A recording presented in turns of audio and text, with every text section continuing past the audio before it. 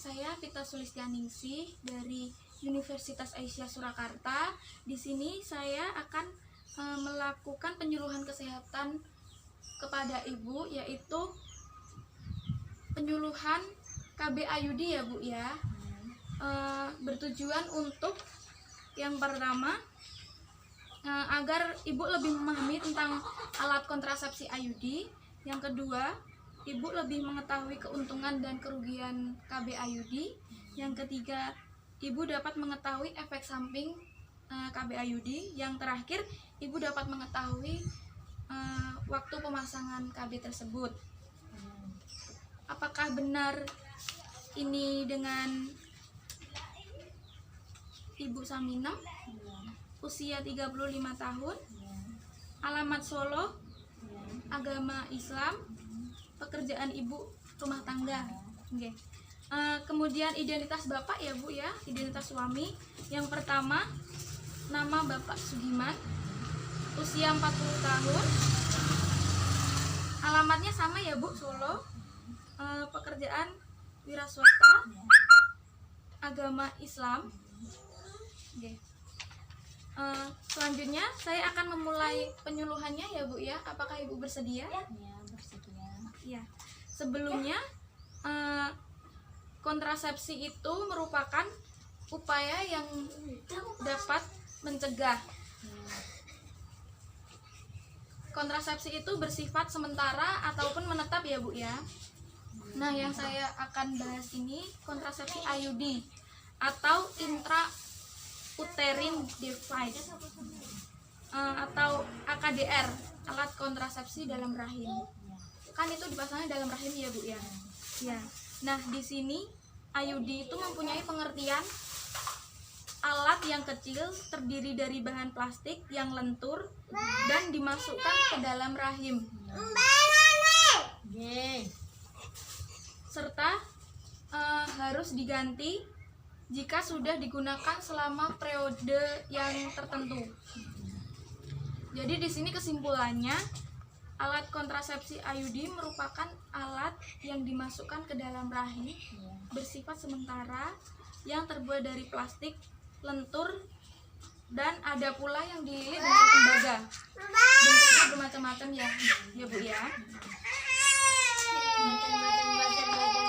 Keuntungan dari KB IUD ini salah satunya yaitu efektif jika digunakan jangka panjang. Yang selanjutnya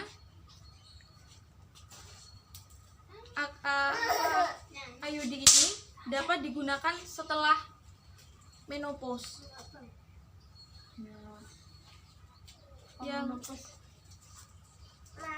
Yang selanjutnya tidak ada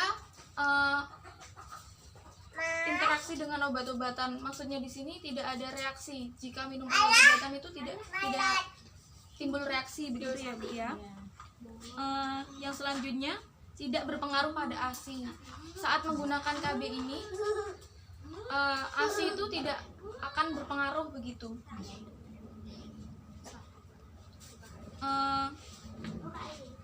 Dalam artian di sini tuh keuntungannya, efek sampingnya setelah menggunakan KB ini tuh sangat kecil sekali ya Bu ya.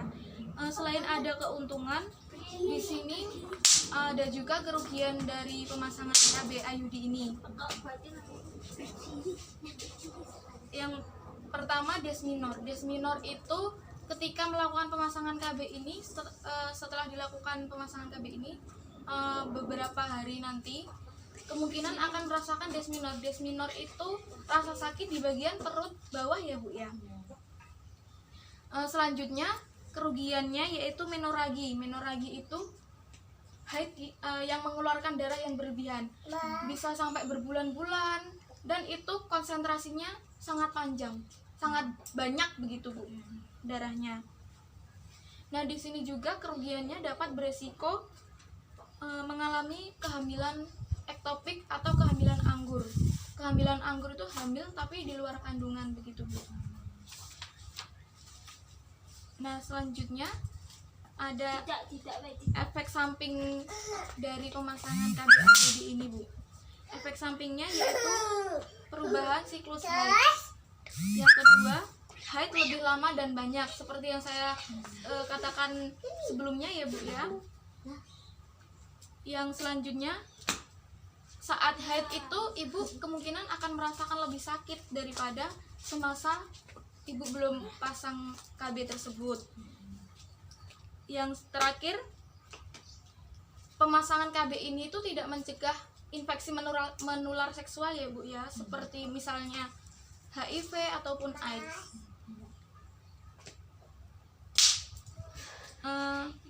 Selanjutnya, untuk yang terakhir, waktu pemasangannya ya, Bu ya. Waktu pemasangan itu bisa dilakukan 2 sampai 4 hari setelah melahirkan. Ya.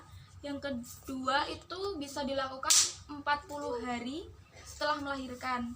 Jadi bebas mau pilih yang 2 sampai 4 hari setelah melahirkan ataupun 40 hari setelah melahirkan. Yang ketiga itu sangat dianjurkan memasang KB ini itu setelah terjadi keguguran.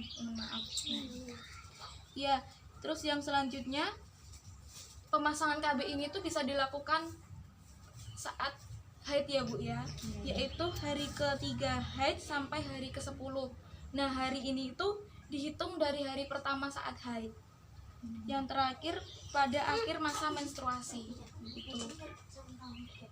Cukup sampai di sini. Apakah sebelumnya sampai di sini apakah ada yang mau ditanyakan, Ibu? Ada. Silakan.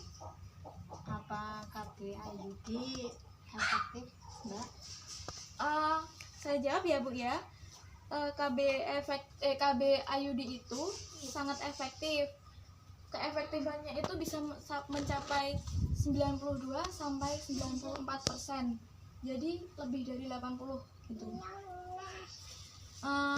Dan efektifnya KB IUD ini tuh tidak perlu kita itu tidak perlu mengingat-ingat gitu. Tidak seperti KB pil yang setiap hari kita itu harus mengingat begitu. Ya. Dan kegagalan KB IUD ini tuh rata-rata 0,8 kehamilan per 100 pemakai wanita pertama pada pemakaian pertama. Begitu, Bu. Apakah sudah jelas? Sudah. Nah, baiklah, saya cukupkan sekian, Ibu. Apabila nanti ada kesempatan lagi saya akan kemari. Terima kasih atas kerjasamanya ya, Bu ya. Saya pamit terlebih dahulu. Assalamualaikum warahmatullahi wabarakatuh.